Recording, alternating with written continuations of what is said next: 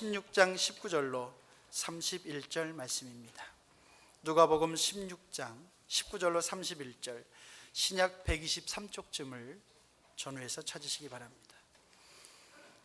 누가복음 16장 19절로 31절 말씀을 교독하시고 31절 끝절은 함께 읽으시겠습니다. 한 부자가 있어 자색 옷과 고운 베옷을 입고 날마다 호화로이 연락하는데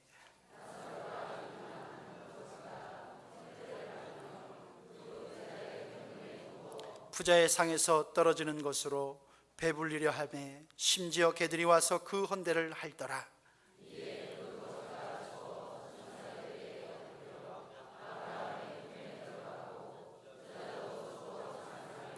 저가 음부에서 고통 중에 눈을 들어 멀리 아브라함과 그의 품에 있는 나사로를 보고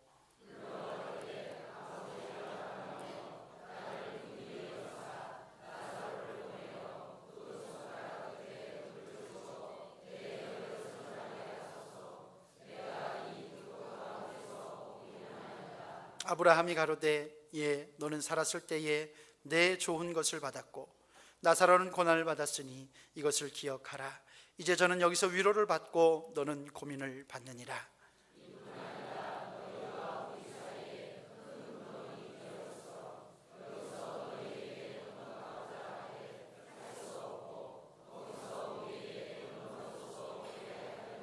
가로되 그러면 구하노니 아버지여 나사로를 내 아버지의 집에 보내소서.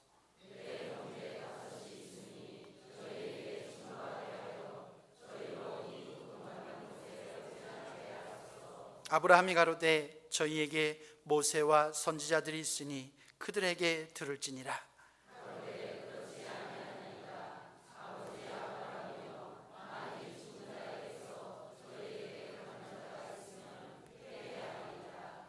가로되 모세와 선지자들에게 듣지 아니하면 비록 죽은 자 가운데서 살아나는 자가 있을지라도 권함을 받지 아니하리라 하였다 하시니라. 아멘. 시간에는 할렐루야 찬양대에 찬양이 있겠습니다. 그리고 저는 여기서 위로를 받고 이런 말씀의 제목으로 담임 목사님께서 말씀 증거해 주시겠습니다.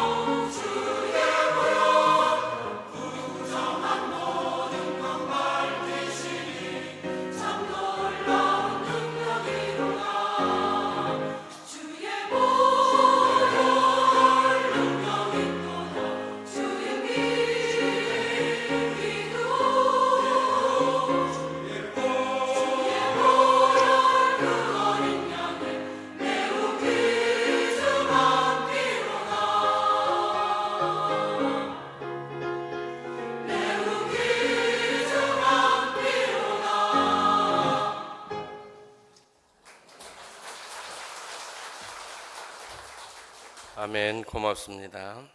할렐루야. 여러분 생각에 언제까지 살고 그리고 죽으실 것 같습니까? 언제까지 살고? 그럼 몇 살까지 살고? 모르죠. 우린 전혀 모릅니다. 오늘 살아있는 것을 감사하시기 바랍니다. 왜 우리가 살아있는 것을 감사해야 할까요? 저를 따라서 하실까요? 기회가 있기 때문이다. 아멘. 살아있다는 건 기회가 있다는 것입니다. 그래서 감사한 거예요.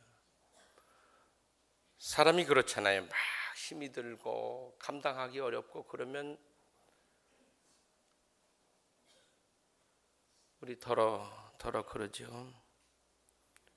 죽지 못해서 산다고 더러 그렇게 말하잖아요. 죽지 못해서 살지 말고 살아있음에 감사하면서 사시길 바랍니다. 우리에게는 기회가 있습니다. 얼마나 감사한 일이에요.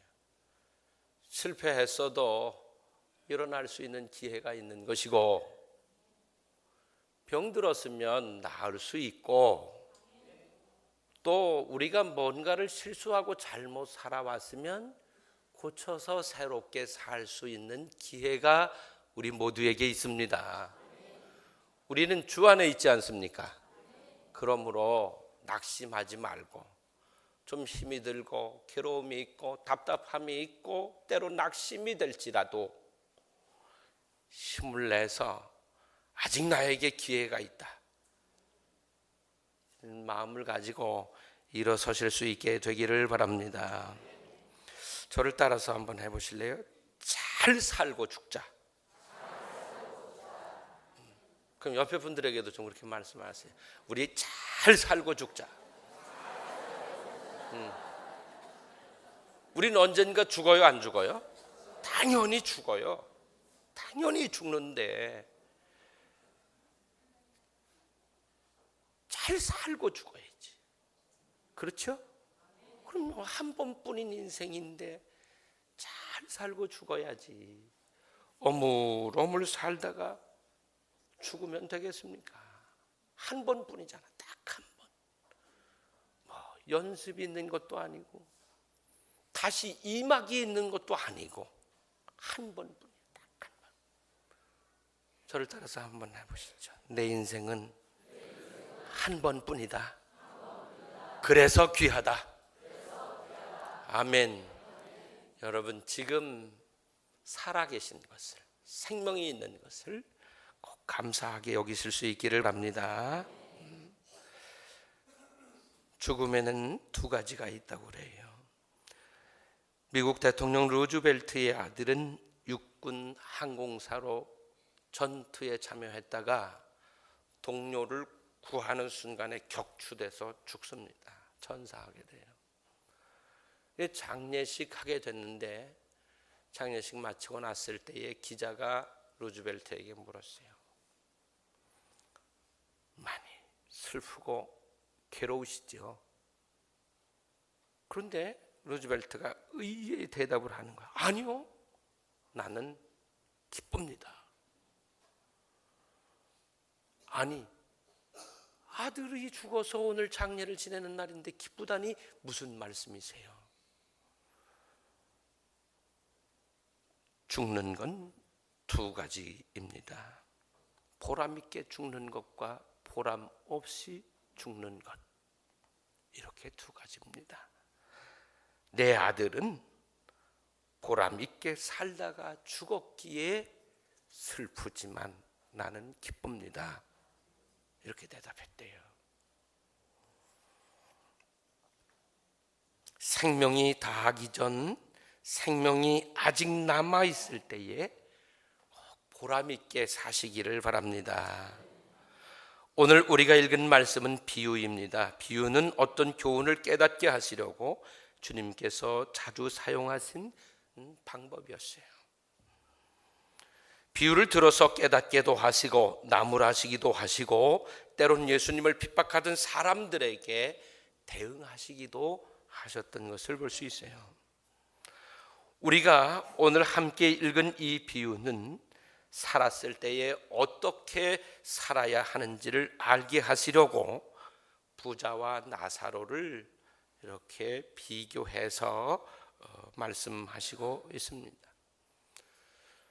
전제로 말씀드릴 것은 나사로는 거지였고 병들었고 그리고 이 부잣집 대문간에 누워서 얻어먹는 사람이었습니다. 그리고 다른 것에 관한 설명은 전혀 없습니다.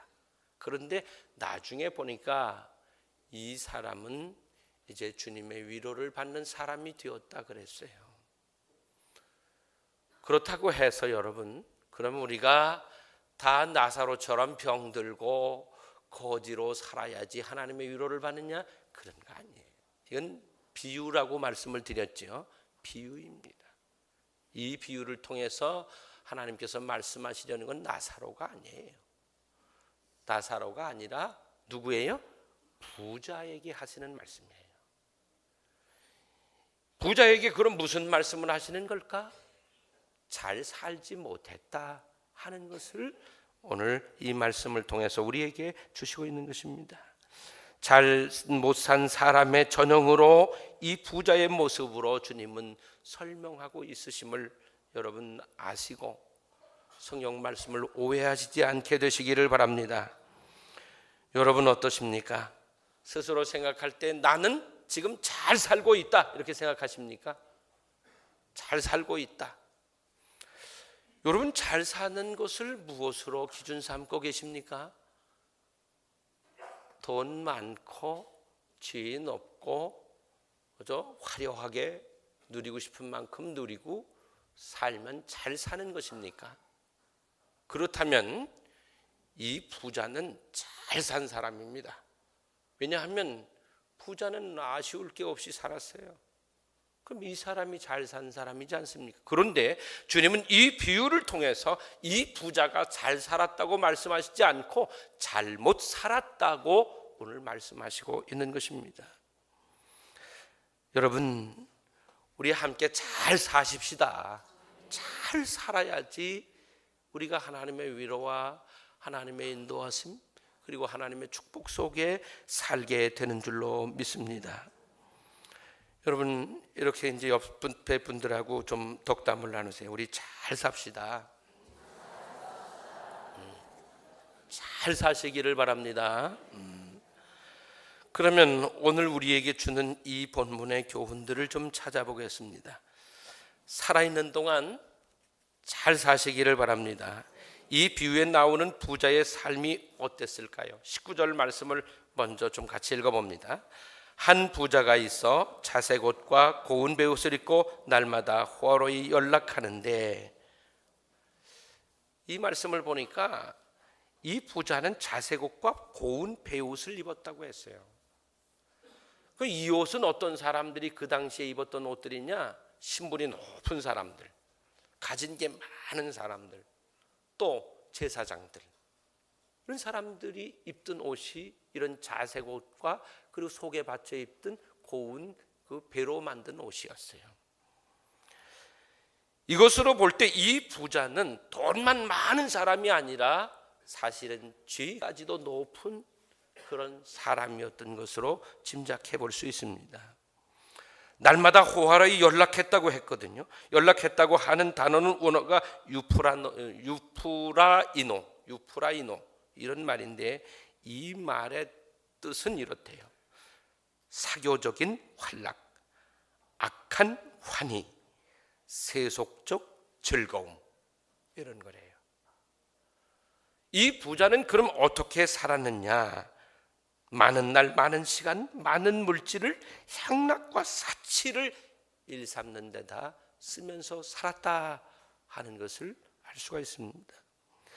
이 부자는 사치스럽고 세속적으로 활락을 위해서 살았던 사람, 그리고 많은 시간, 많은 재물, 자기만을 위해서, 자기의 쾌락을 위해서 쓰는 사람이었다는 것입니다.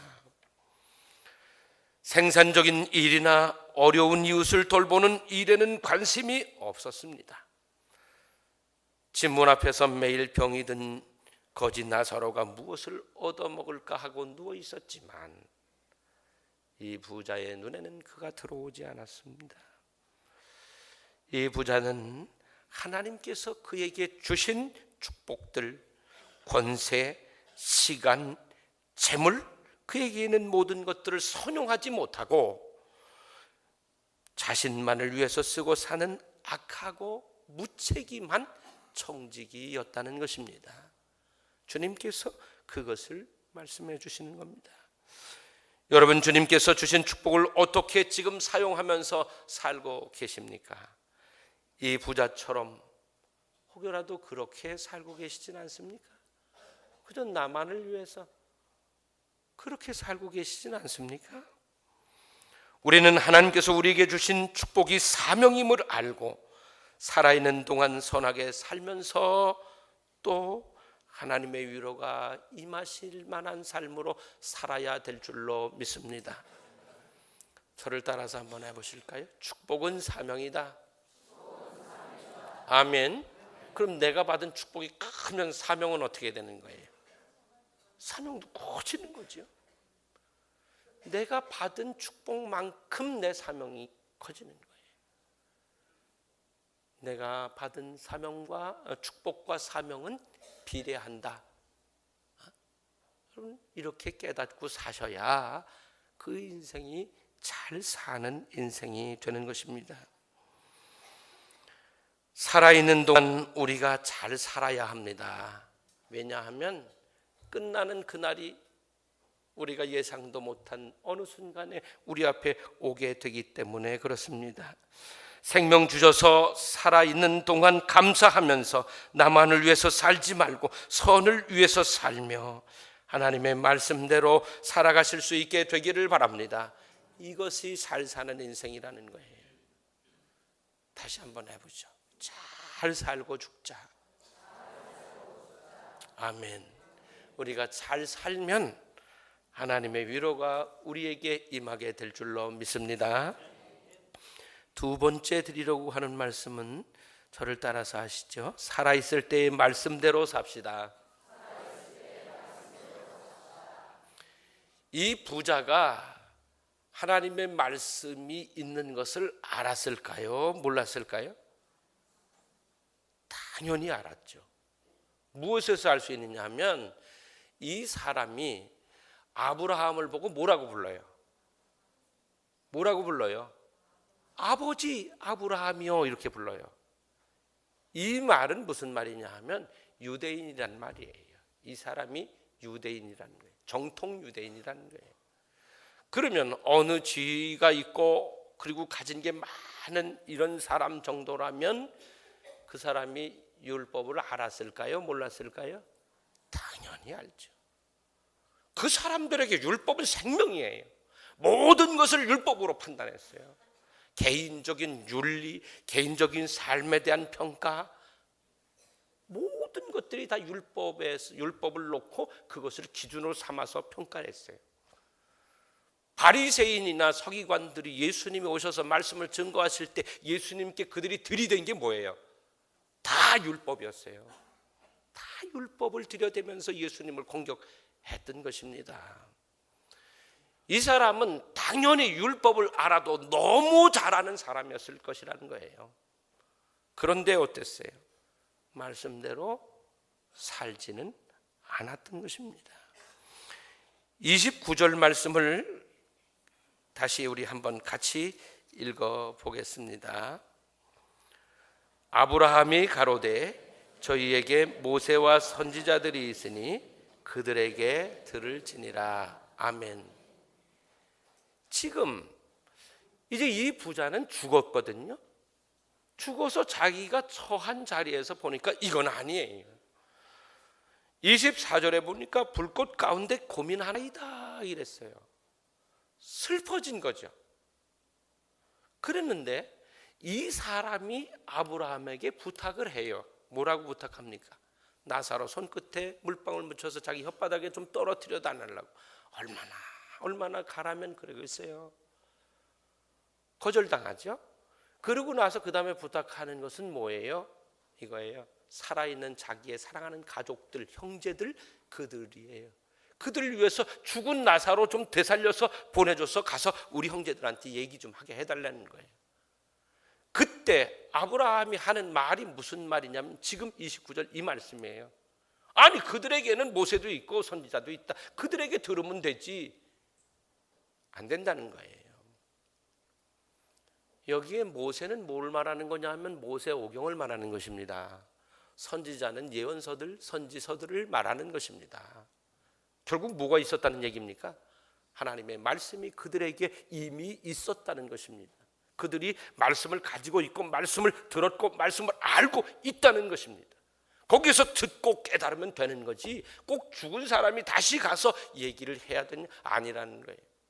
모든 사람들이 다 그 말씀을 통해서 깨닫고 하나님께로 돌아온다는 것입니다. 이 부자의 가족이 회개하는 데는 이미 주신 말씀만으로도 충분하다고 말씀을 하시고 있는 것입니다. 만일 죽었던 나사로가 다시 살아서 가서 얘기한다면 그들이 더 쉽게 더 빨리 회개할지는 모르겠습니다. 그러나 아브라함은 거절합니다. 성경에 기록된 말씀을 듣지 아니하면 죽은 자 가운데서 살아서 가서 말해도 그 권면을 그들은 듣지 않을 것이다 라고 단언하면서 거절합니다. 여러분 후회하세요 안 하세요? 후회하세요 안 하세요? 후회할 게 하나도 없는 분은 진짜 잘 사신 분이에요. 나는 한 번도 후회해 본 일도 없고 후회할 것도 없다. 지금까지 살면서. 그런 분 계세요? 후회하지 않아도 되게 사실 수 있는 분은 우리 주님밖에 없어요. 우린 다 한계를 가지고 있어요. 그래서 실수하고 또 시행착오를 거치고 그래요. 근데 더러 어떤 분들 중에는 나는 내 사전엔 결코 후회란 없다. 살기는 엉터리로 살면서. 그럼 이 사람에게 발전이 있을까요? 없을까요? 전혀 없죠. 이 사람이 무슨 발전이 있습니까? 사는 건 엉터리로 살면서 내 사전엔 뭐가 없어요? 후회가 없다. 아니, 여러분 후회 많이 합시다. 왜 아멘을 안 하세요? 엉터리로 살면서 우리 후회 많이 해야 돼요. 잘못 살았으면 얼른 후회하고 그리고 빨리 깨닫고 고쳐야죠. 이게 바로 회개입니다. 아니 지금까지 우리가 말씀대로 살지 않고 내 마음대로 살았으면 이 부자처럼 산 거거든요. 그러면 우리가 얼른 빨리 깨닫고 후회하고 그리고 아이고 이건 아니구나 이러고 고치는 것 이게 회개거든요. 여러분 후회 많이 합시다. 후회를 해야 돼요. 그래야지 새로워져. 그래야지 미래를 향해서 나아갈 수 있어요. 여러분 후회할 일들 괜히 가슴속에만 덮어두고 담아두고 아닌 척하지 말고 후회할 일이 있으면 아주 깨끗하게 확실하게 후회하십시오. 그리고는 새롭게 출발을 하시게 되기를 바랍니다. 지금 부자가 뭐 하고 있는 거예요? 후회하고 있는 거예요. 지금 그 자리에 들어앉아 보니까 이건 후회밖에 없어. 그 후회하고 있는 건데 그러나 이미 때가 늦었어요. 때가 늦기 전에 이미 주신 말씀을 믿으시기를 바랍니다. 지금 살아있을 때에 하나님께서 주신 말씀대로 살려는 노력을 하시기를 바랍니다. 그러면 후회하지 않게 될 줄로 믿습니다. 이 부자가 살았을 때의 말씀대로 살았다면 후회하지 않아도 되고 하나님의 위로를 받는 자리에 그가 있었을 것입니다.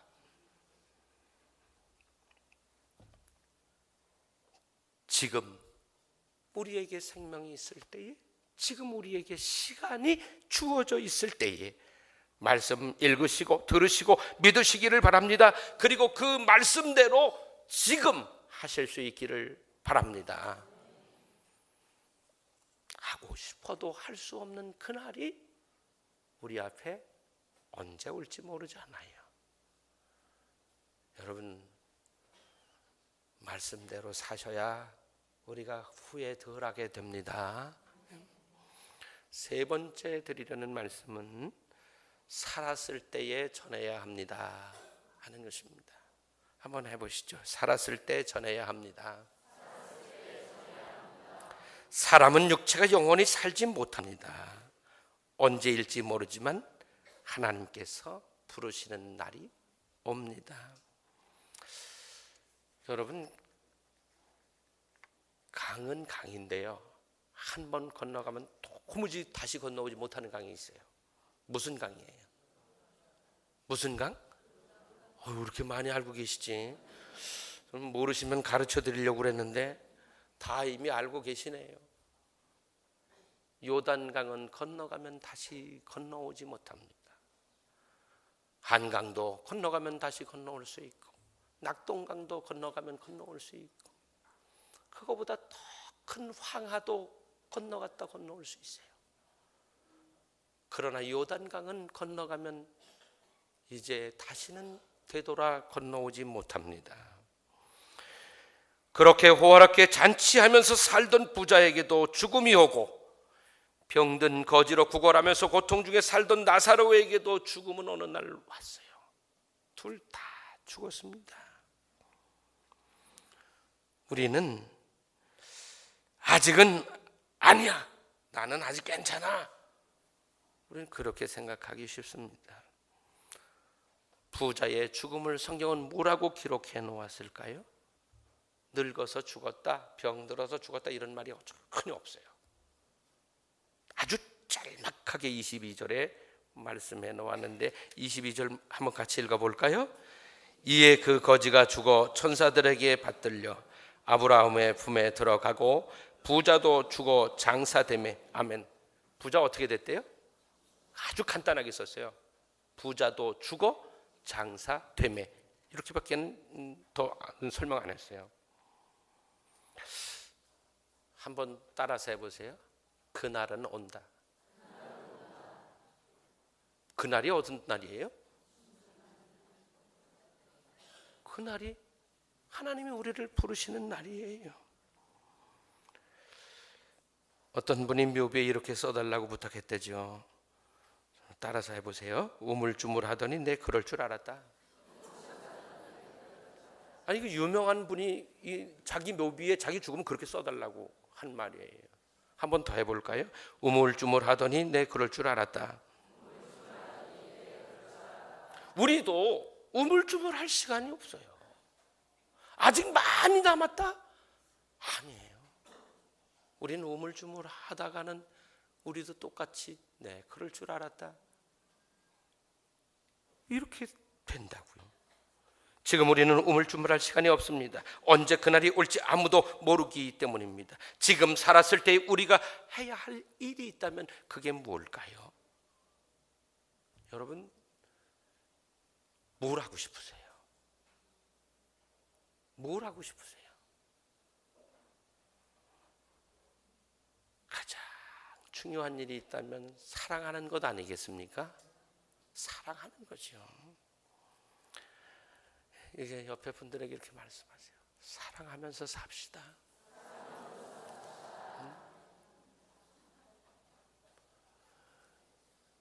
이렇게 하라고 말씀드릴 때에 한쪽만 쳐다보고 한 이쪽 안 쳐다보면 그쪽 분 미워하는 것처럼 보여요. 근데 부부가 나란히 앉으신 분들도 있는데 가만히 보면 이렇게 서로 안 하면 저 집 싸우고 왔나, 이런 생각이 들어요. 여러분, 우리가 지금 시간이 있을 때에, 우리에게 생명이 있을 때에 우리가 해야 될 가장 시급하고 중요한 그 일은 사랑하는 것입니다. 그러면 최고의 사랑이 무엇이겠습니까? 그것은 구원을 얻게 하는 것입니다. 지금 더 이상 기회도 없는 이 부자가 음부에 앉아서 하는 일이 뭡니까? 하고 싶은 게 있었어요. 그게 뭐냐 하면 자기의 사랑하는 가족들을 살리고 그곳에 오지 않도록 하는 거였거든요. 그런데 할 수 있어요, 없어요? 할 수 없어요. 주님이 부르신 이후에 우리는 아무것도 할 수 없어요. 우리가 아무리 기도할지라도 우리는 더 이상 아무것도 안 해요. 기도할 수도 사실은 없어요. 이건 비유일 뿐이에요. 언제 해야 돼요? 지금 해야 돼요. 생명이 있는 지금 안 하면 우리에게는 더 이상 아무것도 할 수 없는 날이 우리 앞에 올 수 있어요. 지금 미안하다고 말씀하세요. 지금 사랑한다고 말씀하세요. 지금 용서한다고 말씀하세요. 지금 해야 해요. 지금 안 하면 안 돼요. 부자는 기회가 분명히 있었어요. 그런데 구원을 얻는 이 기회를 놓치고 말았어요. 왜? 쾌락에 빠져서 그 기회를 잃어버린 거예요. 그가 어느 날 죽었어요. 그때서야 깨달았지만 이미 늦었어요. 자신만을 위해서 살았던 그가 이제 때늦은 후회를 해도 소용이 없는 것이죠. 자기처럼 되지 말아야 하는데 더 이상 아무것도 할 수 없게 되어져 버리고 만 것입니다. 아브라함에게 부탁해 보지만 거절당합니다. 때를 놓친 것입니다. 죽은 후에는 아무것도 할 수 없습니다. 아무것도 할 수 없어요.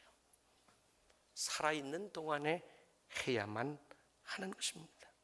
지금 살아있는 동안에 지금 할 수 있는 지금 사랑한다고 하십시오. 그리고 선물하십시오. 영생을 선물해 주십시오. 이것보다 더 값진 것이 어디 있겠습니까? 사단은 우리 보고 매일 속삭여요. 부자가 되거든 해라. 아니 너 살기도 힘들지 않냐. 효도 나중에 하라는 거예요. 선교 나중에 하라는 거예요. 지금만 때냐. 사단이 우리에게 쓰는 최대 무기가 오늘만 날이냐는 거예요. 오늘만 이번만 기회냐는 거예요. 내일 해도 된다는 거예요. 이렇게 된 다음에 하라는 거예요. 매번. 이게 사단의 최고의 전략이에요. 내일 하라는 거예요. 하지 말라는 게 아니에요. 하지 말라면 더 하니까 하라는 거예요. 하긴 하는데 내일에. 내일 가면 또 내일에. 내일에. 주님 부르실 때까지 할 수 있어요? 없어요? 못해요. 이렇게 사단에게 속으면 아무것도 못해요. 내일이 있다고 미루지 마시기를 바랍니다. 오늘 하시기를 바랍니다. 바로 지금입니다. 진정 사랑하면 지금 전해야 합니다. 함께 하나님의 위로하심 가운데 들어가야 되지 않겠습니까? 그게 잘 사신 분의 모습이잖아요. 잘못 산 이 부자는 어때요? 아무것도 사랑하는 사람들을 위해서 할 게 없어요. 그들을 생명길로 인도해 줬어야 되는데 그것 못했어요. 이제 남은 건 후회와 고통뿐이에요. 아무것도 할 게 없어요. 우리가 그렇게 되면 되겠습니까? 오늘 해야 합니다. 그러면 우리 모두가 함께 우리 사랑하는 사람들과 함께 하나님의 위로가 있는 자리로 위로가 있는 인생으로 나가게 될 줄로 믿습니다. 기도하시겠습니다. 아버지 하나님, 저희가 하나님의 가족, 하나님의 자녀가 되었으니 잘 살게 하시옵소서. 잘 사는 게 무엇인지를 바로 알게 해 주시옵소서. 혹여라도 우리의 인생의 목표가 이 어리석은 부자의 모습입니까? 그렇다면 얼른 깨닫게 하시고 이 잘못 산 사람의 뒤를 따라가지 않게 하시기를 원합니다. 저희들 잘 살게 하시고 지금 하게 하셔서 정말 하나님 앞에 섰을 때에 하나님의 위로와 축복 가운데 사는 저희들 되게 하여 주시기를 원합니다. 우리들 살아오면서 후회해야 할 일들 잘 많이 하면서 살았습니다. 주님 깨끗하게 돌이키게 하시고 잘 살게 하시옵소서. 승리하도록 도우시기를 원합니다. 예수님의 이름으로 기도드리옵나이다. 아멘.